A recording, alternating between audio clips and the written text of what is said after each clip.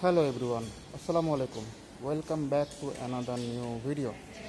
তো first of all আমার পরিচয়টা দিয়ে নিচ্ছি। আমি সামিউল হক দীপ, আমার নিকনেম হলো দীপ। তো আজকে ভিডিওটা তিনটা টপিক নিয়ে আমরা কথা বলবো।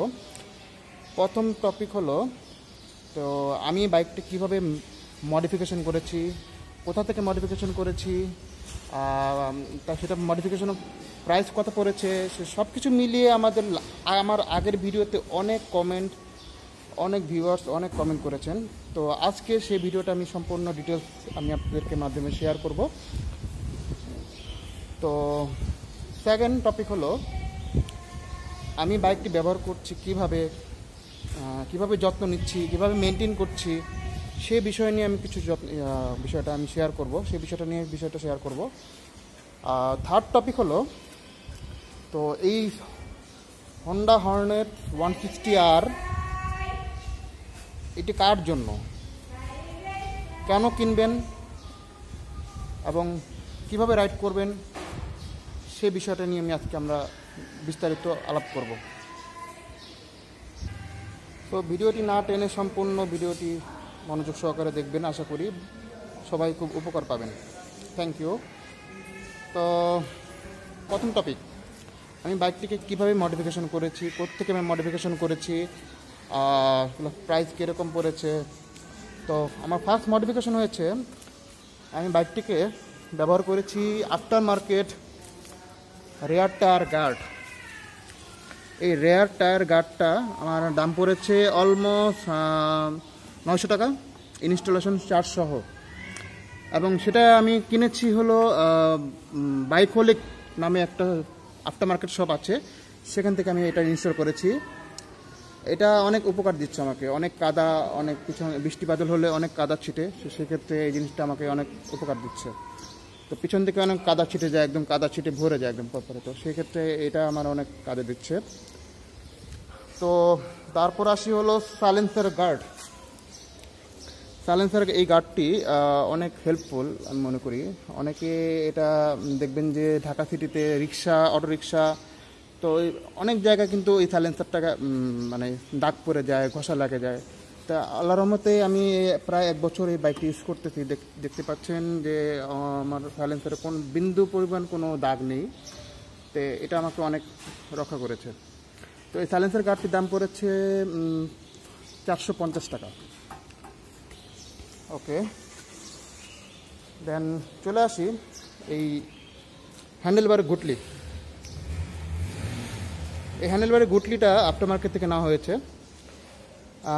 এই গুটলিটা দেখবেন যে ইউজ করাতে থ্রটল রেসপন্সটা অনেক ভাইব্রেশনের, যখন 4000 থেকে 5000 যখন RPM আপনি ক্রস করবেন, তো এই গুটলিটা আপনাকে একটু ভাইব্রেশন থেকে রক্ষা করবে।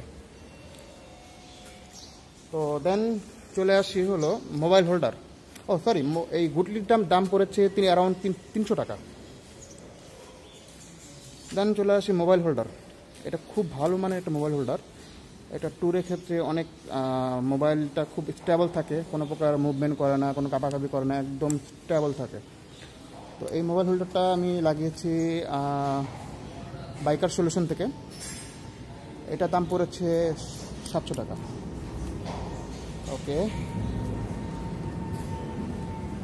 তারপর আসি সর্বশেষ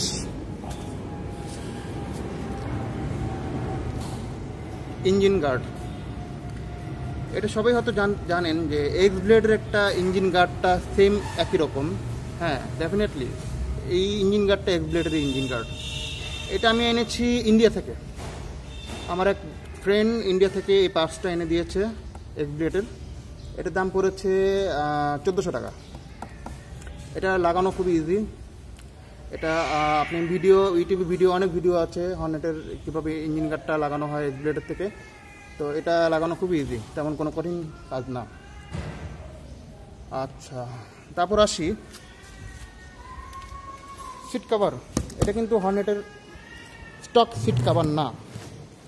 এই সিট কভারটা কিন্তু আমি আফটার মার্কেট থেকে লাগিয়েছি, সাথে এই গার্ডটাও আছে। এই সিট কভারটা কিন্তু যথেষ্ট হেল্পফুল এবং কোনো প্রকার আমাকে ব্যাক পেইন বা কোনো পেইন দিচ্ছে না। এই সিট কভারটা খুবই ভালো। তারপর আসি হলো পিলিয়ন সিটের গ্র্যাব রিলের যে গ্রিপটা, এই গ্রিপটা খুবই উপকার। অনেক সময় দেখবেন যে হর্নেটের একটা প্রবলেম আছে, এটা হোন্ডার প্রত্যেকটা কোম্পানির এই প্রবলেমগুলো আছে যে এই পিলিয়ন সিটে ধরতে একটা সময় এটা রঙগুলো উঠে যায়, এবং এটা কালার কোয়ালিটি প্রবলেম, এটা তো আমরা সবাই জানি। তো এই গ্রিপটা খুব কাজে দেয় এবং খুবই স্টেবল থাকে, এবং গ্রিপটা দেওয়াতে আমি অনেক কিছু রাখতে পারি, বাজারের বিভিন্ন অনেক কিছু ক্যারি করতে পারি এখানে, যাতে কোনো প্রবলেম যাতে না হয়। সাথে এখানেও আছে বাম্পারও গ্রিপটাও আছে। ওকে, দেন আমি চলে আসি হলো হর্নে। দেখতে পাচ্ছেন একটা হর্নের সুইচ আছে, রাইট? ভালোভাবে দেখুন, হর্নের একটা সুইচ আছে। তো আমি এখানে দুইটা হর্ন ইনস্টল করেছি, একটা হাইড্রোলিক হর্ন আর একটা স্টক হর্ন। তো এই হর্নটা যখন মাঝখানে থাকে তখন এটা কোনো কাজ করবে না। এই হর্নটা যখন আমি ডান পাশে প্রেস করব, দেখবেন একটু হর্নটা প্রেস করি,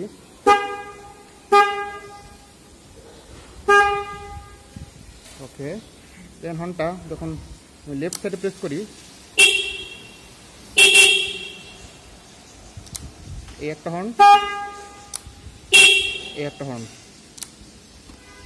এবং এই হাইড্রোলিক হর্নটা এমনভাবে ইনস্টল করেছি, কোনোভাবে কিন্তু দেখার কোনো বোঝার উপায় নেই যে কোথায় আছে এটা।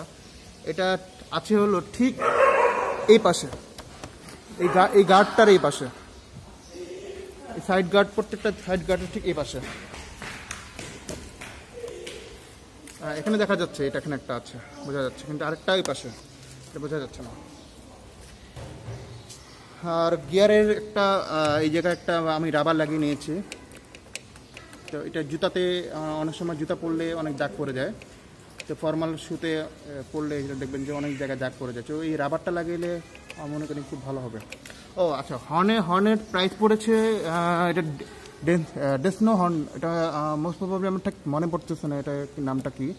তো হর্নটাতে দাম পড়েছে 900 টাকা অ্যারাউন্ড, এবং সাথে রিলে আছে, রিলেটার দাম পড়েছে 200 টাকা। তো অ্যারাউন্ড 1100 টাকার ভিতরে আমার এই হর্নের প্রাইসটা হয়ে যেত। এবং হর্নটা খুব কার্যকরী, ওয়াটারপ্রুফ হর্ন। আচ্ছা, দেন আমি চলে আসি স্পার প্লাগ।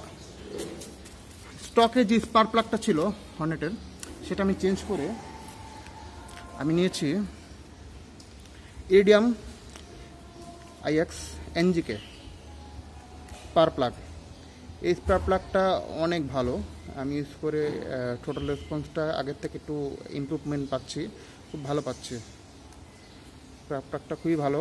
তো স্পার প্লাগটার দাম পড়েছে 850 টাকা। স্টকটাও ভালো, স্টকটা খারাপ না। তো এই স্পার প্লাগটা অ্যারাউন্ড 15,000 কিলোমিটার পর্যন্ত চালানো যাবে। কোম্পানি NGK কোম্পানি থেকে এটা বলা আছে, মোটামুটি 15,000 পর্যন্ত, 12 থেকে 15 পর্যন্ত চালানো যাবে। খুবই ভালো স্পার প্লাগ। স্পার প্লাগ দেখাতে পাচ্ছি না, অলরেডি এটা আমি ইনস্টল করে ফেলেছি। ওকে, থ্যাংক ইউ। তো আরেকটা জিনিস জানতে চেয়েছেন যে হর্নেটের এই ট্যাঙ্ক প্যাড স্টিকারটা কোথা থেকে পেয়েছেন। এই ট্যাঙ্ক প্যাড স্টিকারের পাতার মতন, স্টিকারের পাতার মতন থাকে। এটা দেখবেন যে ব্রিম্বো, তারপর মার্ক মাজু, 93, NGK, ফক্স, তো এই অনেকগুলো পাতা একসাথে তারা সেল করে থাকে আফটার মার্কেট। এটা এখানে খুব স্টেবল থাকে। দেখবেন যে অনেকে ট্যাঙ্ক প্যাডে আলাদা একটা সেটের স্টিকার থাকে, এই স্টিকারটা আসলে কার্যকর না। যখন খুব হাই প্রেশারে আপনি ওয়াশ করাবেন বাইকটি, তখন এই স্টিকারটা আপনি ডে বাই ডে স্টিকারের যে আঠাটা, ওই আঠাটা পুরুত্বটা আস্তে আস্তে নষ্ট হয়ে যায়। তো এটা আমি দেখলাম, ইউজ করে দেখলাম যে এটা খুব স্টেবল থাকে, কখনো এটা স্টিকারের আঠাগুলা সব কখনো হয় না, আঠাগুলো কখনো পুরুত্বটা ক্ষয় হয় না। তো সেক্ষেত্রে এটা ইউজ করাটা ভালো। এটা পুরো এক সেট নিয়েছিল 90 টাকা। এটা নিয়ে কিনেছিলাম বাইকোলিক থেকে। দেন এটা খুবই ভালো একটা জিনিস, খুব দেখতে খুব সুন্দর, খুব ভালো জিনিস। ওকে, তারপর আসি আমি কিভাবে বাইকটা যত্ন রাখি। বাইকটি যত্ন রাখার অনেক কারণ আছে আসলে। বাইকটি যত্ন রাখার কারণ, ফার্স্ট অফ অল, আমি কখনো বাইকটিকে ফেলে রেখে চলে যাই না।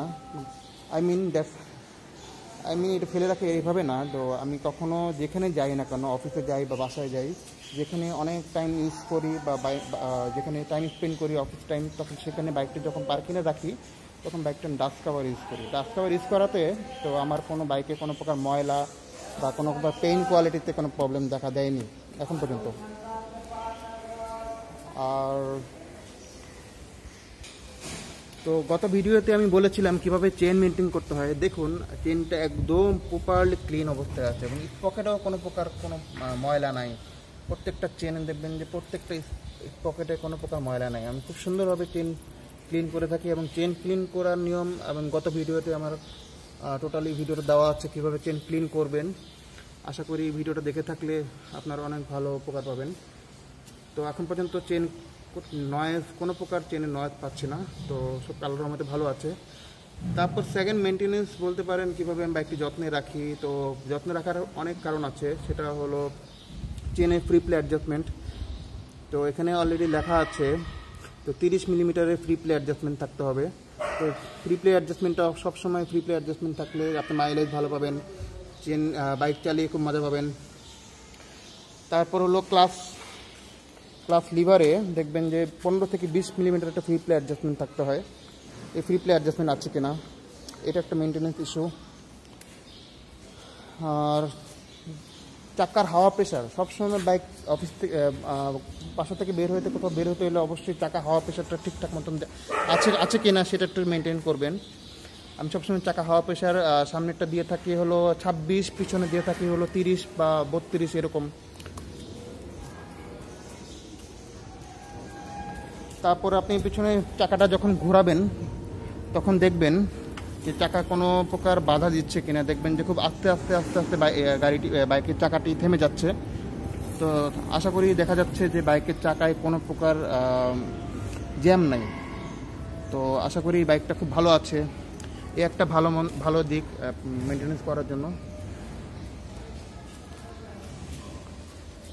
তারপর সবচেয়ে বড় ইম্পর্টেন্ট জিনিস হলো ব্রেক। দেখবেন যে ব্রেকটা ঠিকঠাক মতন কাজ করছে কিনা। যখন দেখবেন যে ব্রেক প্রচণ্ড হার্ড হয়ে আসে বা এ পর্যন্ত চলে আসে বা অনেক সময় লুজ হয়ে থাকলে, ফ্রি প্লেটা ঠিক নাই, তখন দেখবেন যে ব্রেকে কোনো সমস্যা আছে কিনা সেটা আবার চেক দিবেন। তারপর ওয়েল সিল, ব্রেক যে সাসপেনশনটা আছে, এই সাসপেনশনটা অনেক সময় পরিষ্কার রাখবেন। এই জায়গায় ওয়েল সিলটা অনেক সময় কেটে যায়, এই জায়গাটা সবসময় পরিষ্কার রাখার চেষ্টা করবেন।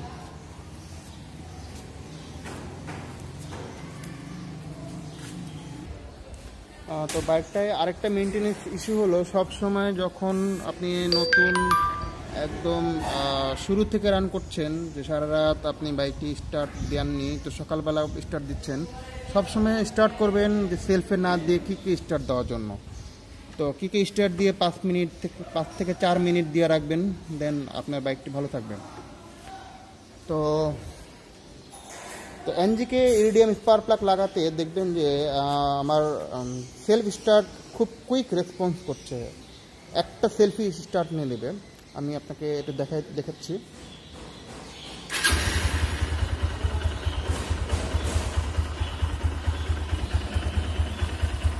সাউন্ডটি শোনেন।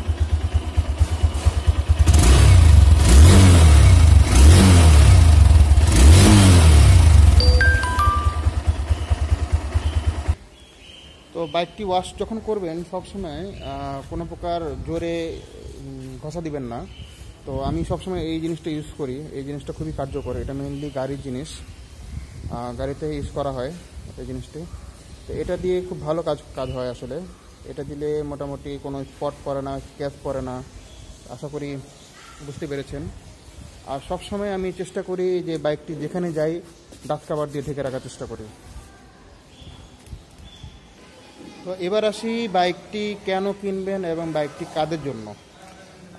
মূলত যেহেতু আমি সিটি রাইড করি, বাসা টু অফিস, অফিস টু বাসা, কোনো প্রোগ্রাম ইভেন্টে, তারপর ফ্রেন্ড সার্কেলের সাথে আড্ডা, এবং কাছাকাছি দূরে ঢাকা সিটির মধ্যে হাইওয়েতে এরকমভাবে যাওয়া হয় বা হয় না, মাঝে মাঝে হাইওয়েতে যাওয়া হয়। তো সেক্ষেত্রে আমি এটা মনে করি Honda CV Hornet best bike. তো আমার হাইওয়েতে খুব একটা যাওয়া হয় না, যে যখন যাওয়া হয় তখন হয়তো গ্রুপ রাইড করা হয়, গ্রুপ রাইডে যাওয়া হয়। তো সেক্ষেত্রে সেই হর্নেট একটা প্রবলেম দেখবেন যে রেডি পিক আপ অ্যাক্সেলারেশন অনেক কম আগে অন্য বাইক থেকে। তো আপনি বলতে পারেন যে এর থেকে বেটার অপশন ছিল এনএস ছিল, অ্যাপাচি RTR 4V ছিল, এগুলো না কিনে আপনি কেন হর্নেট কিনলেন। তো আমি মনে করি আমার রেডি পিক আপের থেকে সবচেয়ে বেস্ট অপশন হলো break in, balance and comfort. Break ইনটা তো অবভিয়াসলি যেহেতু আমি এটা এবিএসটা ইউজ করতেছি, এবিএসের জন্য খুব ভালো একটা ব্রেক পাচ্ছি, যেহেতু এটা রেয়ার টায়ার এবং ফ্রন্ট টায়ার দুটোটাই অনেক অনেক মোটা টায়ার ইউজ করা হচ্ছে, মোটা টায়ার ইউজ করা হচ্ছে। দ্যাটস ওয়াই আমি এটা খুব ভালো একটা কর্নারিং, ব্যালেন্স এবং কন্ট্রোলিং ভালো পাচ্ছি। তো সেক্ষেত্রে আমি হর্নেটটা চুজ করা।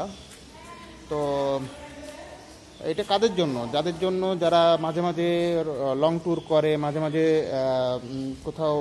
দূরে কোথাও যাচ্ছে, এবং অফিস টু বাসা, বাসা টু অফিস, ফ্রেন্ড সার্কেলে আড্ডা, মানে ম্যাক্সিমাম সময় সিটি রাইডে এবং মাঝে মাঝে ট্যুর দেওয়া হচ্ছে। এই সেগমেন্টের জন্য এই বাইকটা জোস। এই বাইকটা খুবই ভালো। এখন পর্যন্ত আমার বাইকটা কখনো হতাশ করেনি। অলমোস্ট 4000 কিলোমিটার পার হয়ে গেছে। অলমোস্ট বলবো না, 4000 কিলোমিটারে আমাকে কখনো বাইকটিকে কোনো বিপদে ফেলেইনি। তো সবসময় ভালোভাবে মেনটেন করেছি বলেই এখন পর্যন্ত ভালো আছে। তো বাইকটি ওদের জন্য যারা সবসময় সিটি রাইড করে, মাঝে মাঝে লং ট্যুর করে, তাদের জন্য এই বাইকটি। তো এই ছিল আমার ওপিনিয়ন হন্ডা হর্নেট 160R। তো এটার রিভিউ বলতে পারেন আমি কিভাবে মেনটেন করতেছি, কিভাবে যত্ন নিচ্ছি এবং বাইকটি কাদের জন্য। তো সমস্ত ভিডিও টপিকগুলোতে প্রত্যেকটা জিনিসে আমি আপনাদেরকে বলেছি, এবং কিভাবে মডিফিকেশন করেছি বাইকটিতে, কত টাকা খরচ হয়েছে বাইকটিতে, সব কিছু আমি আপনাকে ডিটেলস জানিয়েছি। আশা করি কোনো প্রবলেম হয়নি আপনাদের বুঝতে।